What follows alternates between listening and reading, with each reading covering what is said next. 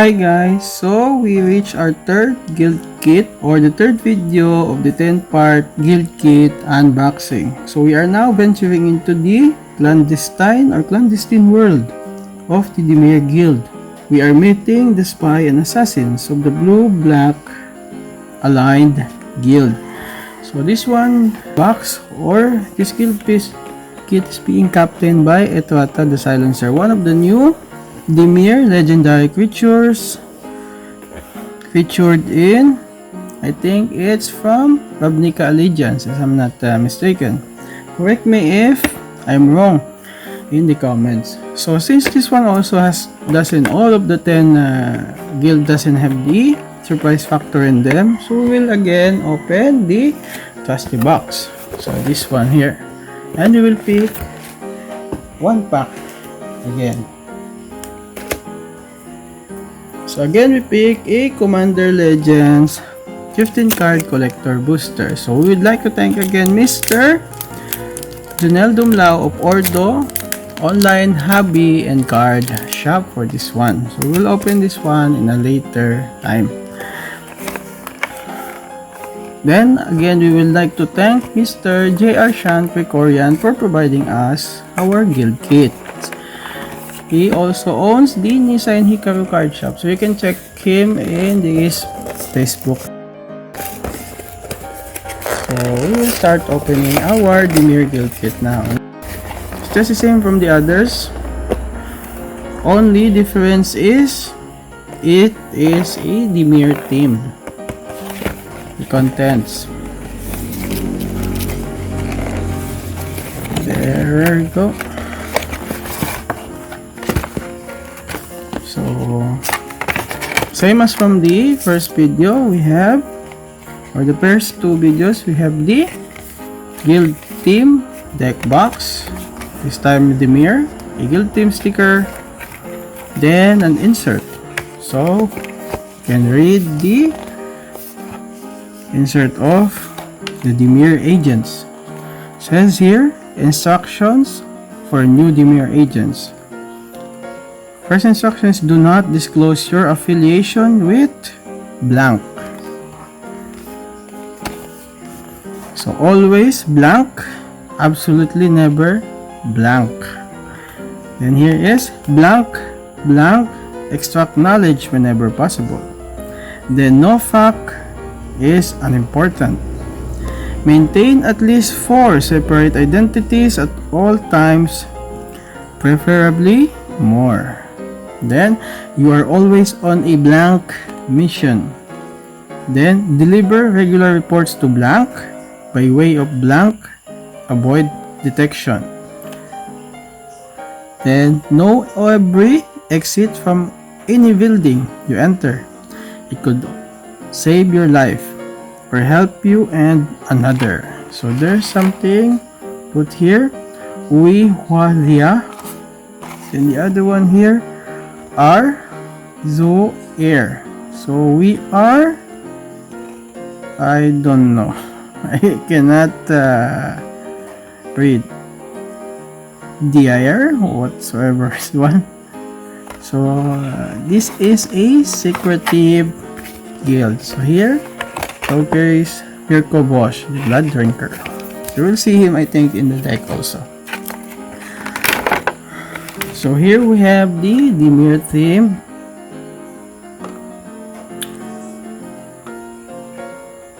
Dice. So it's a good dice because it also showcases the color of the Dimir, the blue and the black. Then we have also the guild pin. There we go. Lastly, we have our deck, and finally we have our captain. So Pt.3 the Silencer, new art. So Pt.3 the Silencer is a 4-2 cast 3/5 legendary creature vampire assassin. So it's a 2 generic and 1 Dimir color combination. So 1 blue and 1 black. So Pt.3 Silencer, or the Silencer, can't be blocked. Then whenever it deals damage or combat damage to a player, exile target creature that player controls and put a hit counter on that card. Then, that player loses the game if they own 3 or more exiled cards with hit counters on them. So, Etrata's owner shuffle Etrata into library. So, the good way or good way to do the countering 3 times, maybe to flicker this one. Flicker this one, at least in the next turn, you can again attack. There you go. We have a Tata with a new art. So before we reveal the content of this one, I think we ought to set aside the other items here.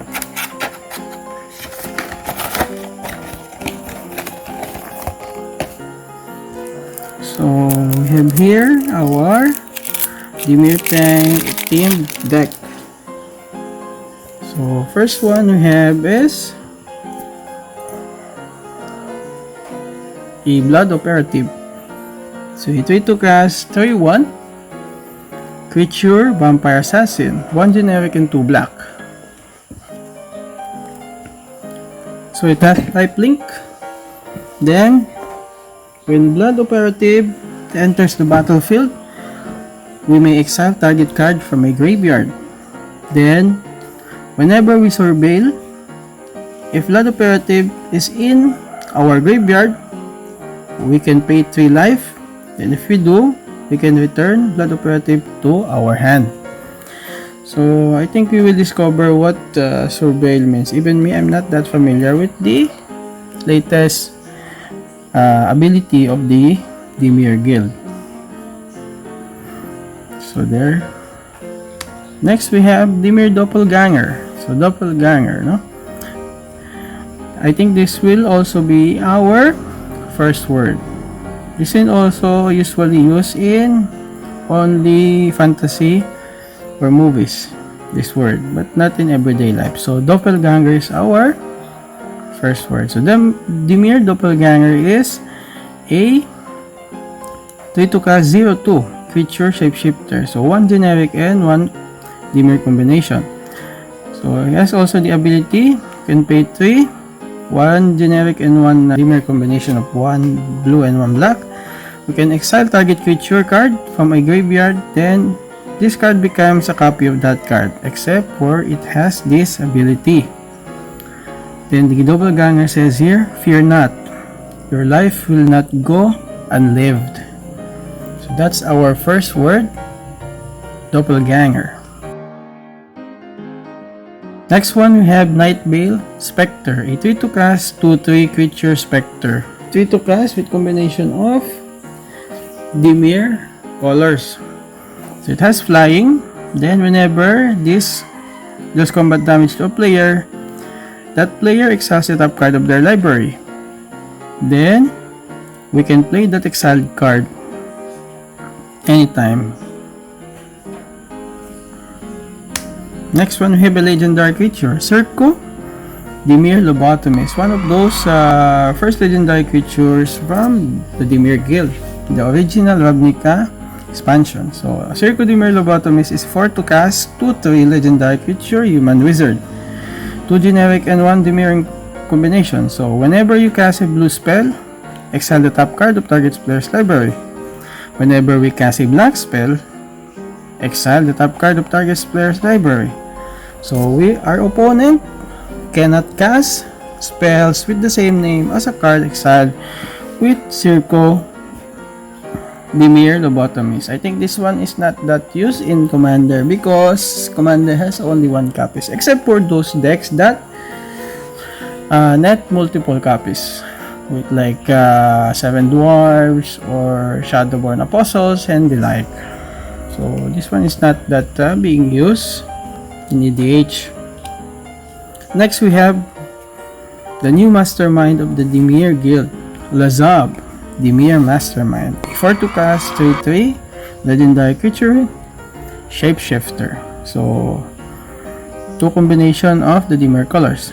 So he has Hexproof, and whenever a creature card is put into an opponent's graveyard from anywhere, either dying or discard. So we can have Lazab, Dimir Mastermind, become a copy of that card. Except its name is still Lazab, Dimir Mastermind, and it's also legendary in addition to its other types. And this has hexproof and this ability. There you go. Then we have next one is a consuming aberration, and this will be again, or this will be our second word. So aberration. So consuming aberration is a 5-2 cast star for power and toughness creature horror. So 3 generic and a combination of Dimir colors. So its power and toughness are equal to the number of cards in our opponent's graveyard. Then whenever we cast a spell, each opponent reveals the top card of their library until they reveal a land card. Then all those revealed will be put into their graveyard. So this will be our second word. So aberration.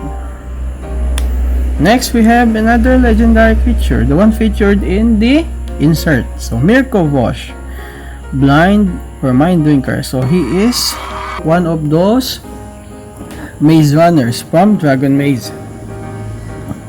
So Mirkovosh is a 2/4 legendary creature vampire. So 5-2 cast, 3 generic and Dimir combination. So it has flying.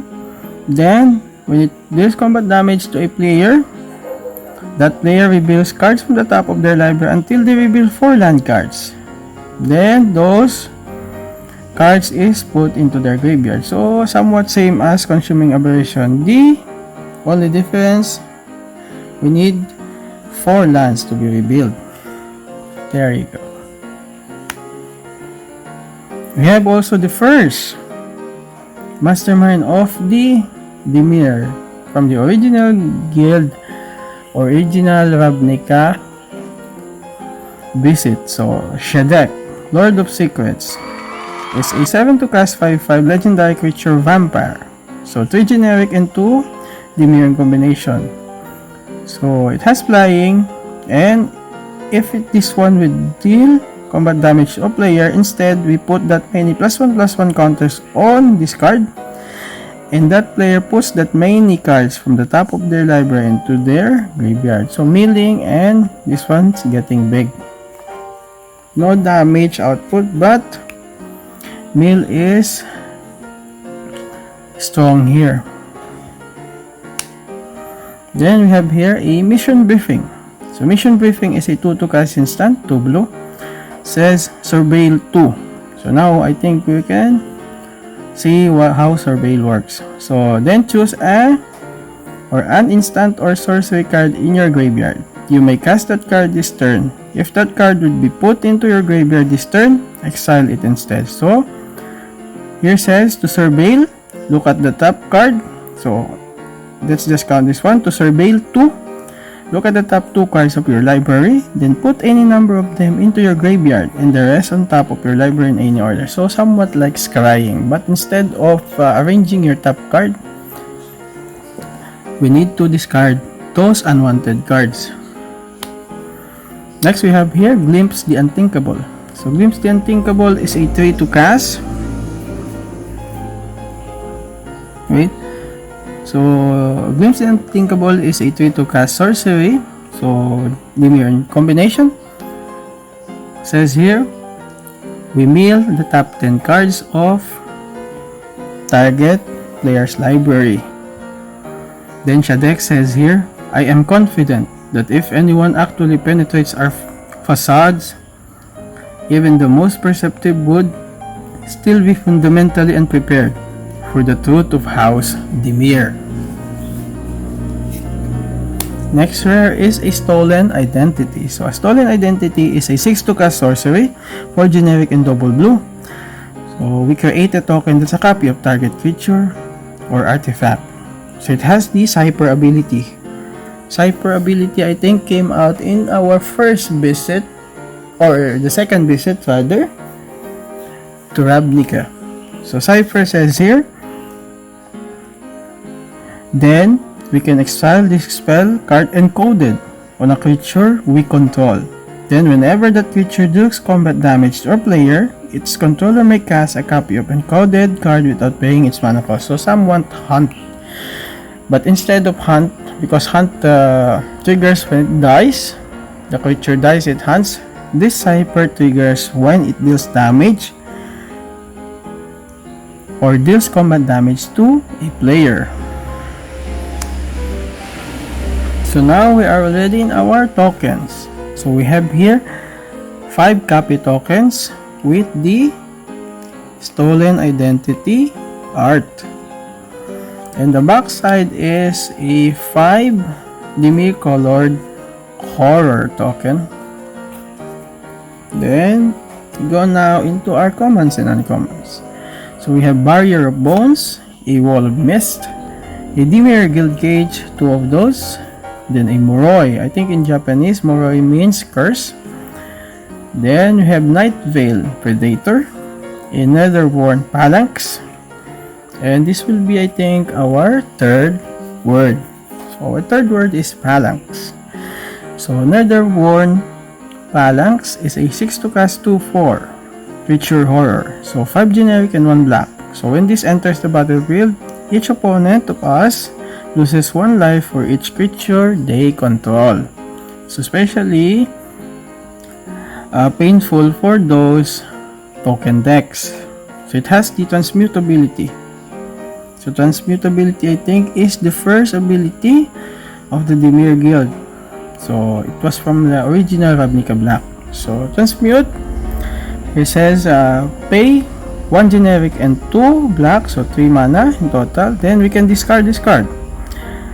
Then we can search a library or our library for a card with same converted mana cost. For instance, this one, we can search 6 mana cost. So definite equal, not lesser.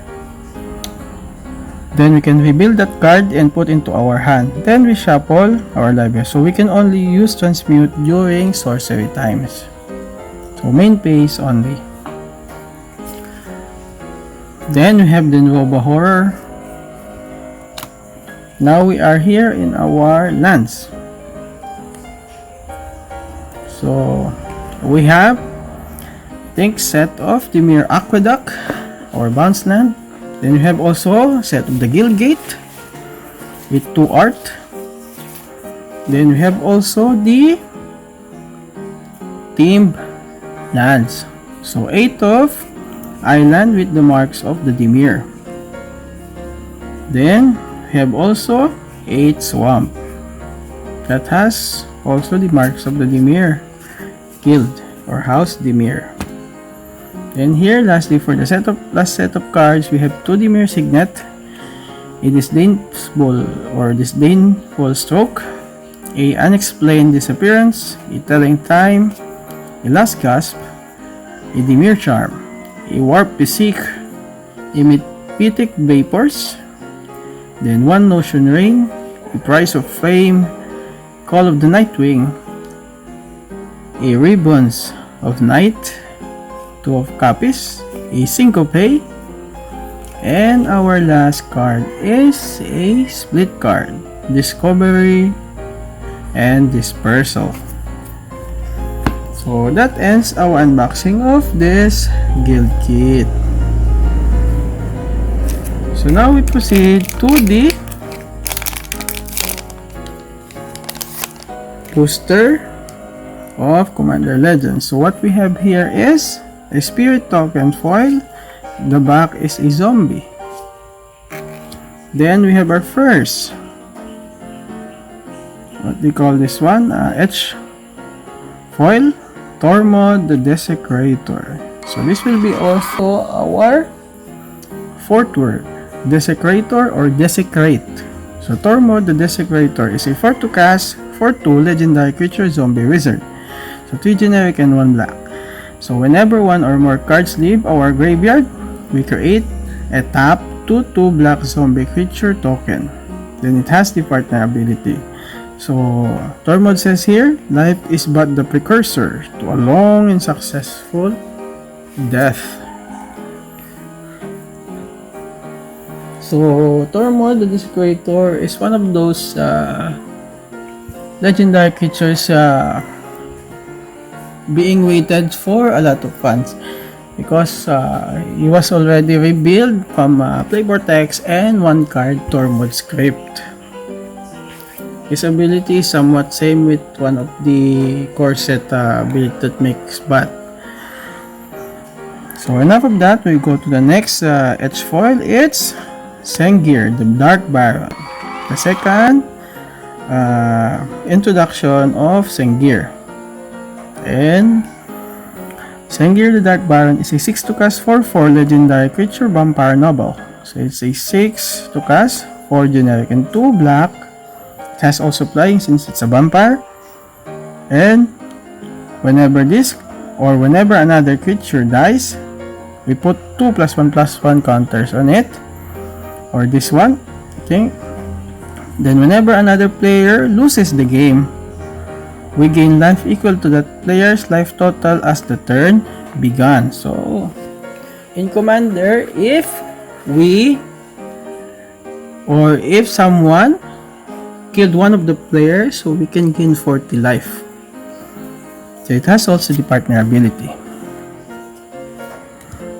Then next we have the reprinted mythic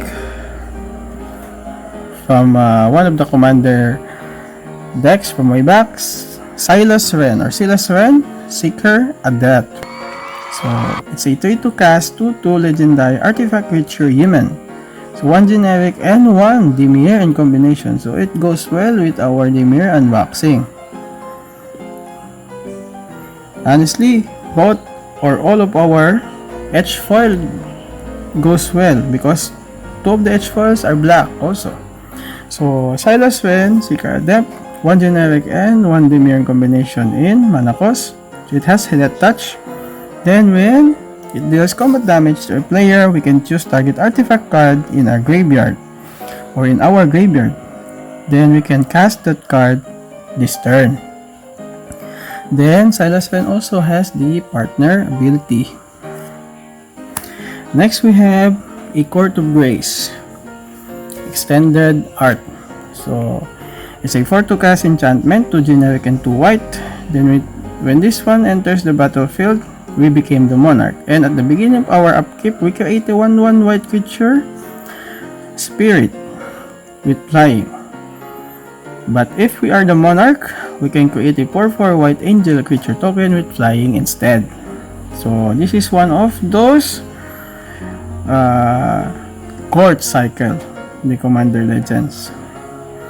Next one we have a full art Finhorn Elves. So I think we are now in our last word. So we'll just wait for what word we can discover here. So next card is a Wrong Turn foil. So Wrong Turn is a 3 to cast instant, 2 generic and 1 blue. So says here, target opponent gains control of target creature. So this one is really good also if, like this in open parenthesis, if an attacking or blocking creature changes controllers, it's removed from combat. So it can be also a combat trick. But they will own the creature indefinitely. It will not just live until end of turn like that. That usually take effect when a red card is being played.